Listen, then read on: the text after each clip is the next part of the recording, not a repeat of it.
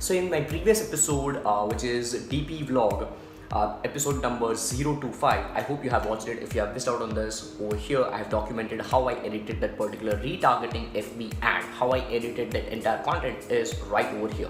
I hope that you have watched that, and if you have watched that, there was one part missing which I have done right now, which is something wherein I have just included a watermark of Digiperform's logo inside that particular video, and that I have done plainly and simply through my phone. I have not used my laptop and I've used one application. So how did I do, and how did I just adjusted the timeline? There are plenty of things which I have mentioned in the particular video, and that is what I'm going to show you in this episode. So let's dive into that.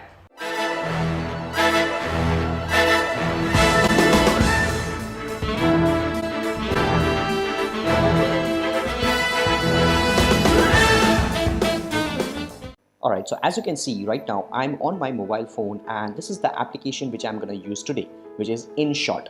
Now, a lot of times you won't be able to see the features which I might be using in a couple of apps. So it doesn't mean that I'm using something different. It only means that I might have upgraded to pro features or premium membership. Alright, so if you are not able to see any of those features, probably the free version of your app is not supporting that, so you'll have to upgrade. Alright, so that's the only funda. So now I'm into my InShot app, and I want that watermark of Digiperform's logo for that video which I showed you, which is 40-second video. So I'm going to tap on this video, and once I'm into video, I'm going to select the video which I want to have that back lever, or I'm going to select the video where I want Digiperform's logo. So this is the one. So now by default it gives us the square size, wherein there is a white the white screen or white gap on the top and the bottom. So we want that to be 16:9, which is YouTube's size or Facebook's size, which is our video size. So I'm going to click on the second option which says canvas right at the bottom besides trim. So let's click on canvas, and it gives us all the templates. Alright, so I'm going to click on the 16:9 screen, which is for YouTube, and now automatically it fits. I'm going to click on this tick mark which is on the right hand side, and it is all set. Now I want that watermark of Digiperform's logo throughout my entire video. Alright, throughout this entire video. So I'm going to click on this first, second, third, fourth, fifth option, which is sticker. Alright, click on sticker and click on the first option, which is like an image, or rather I would say the second image.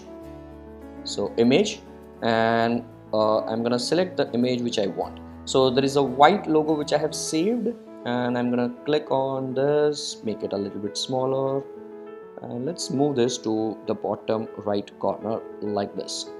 Alright, let's make it a little bit smaller.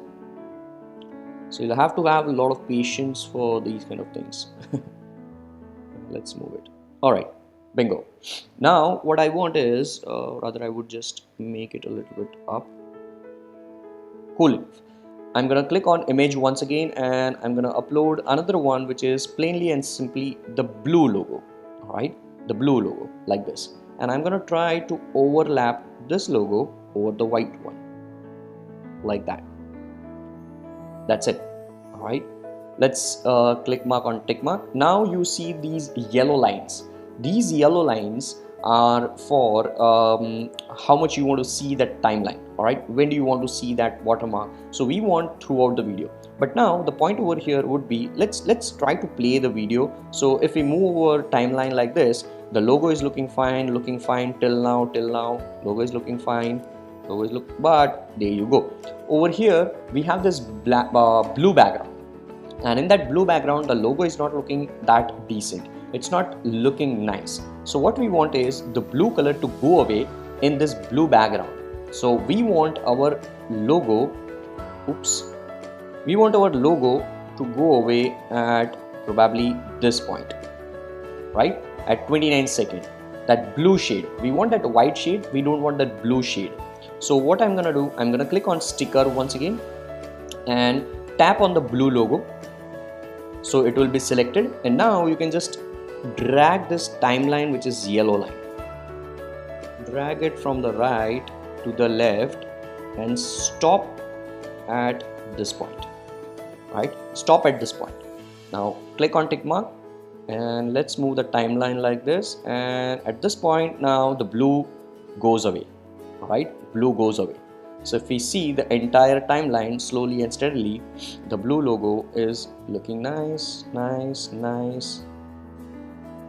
It's having the white shade as well, so the logo is looking nice, and at this point it goes away and we just have the white one, right, throughout the timeline.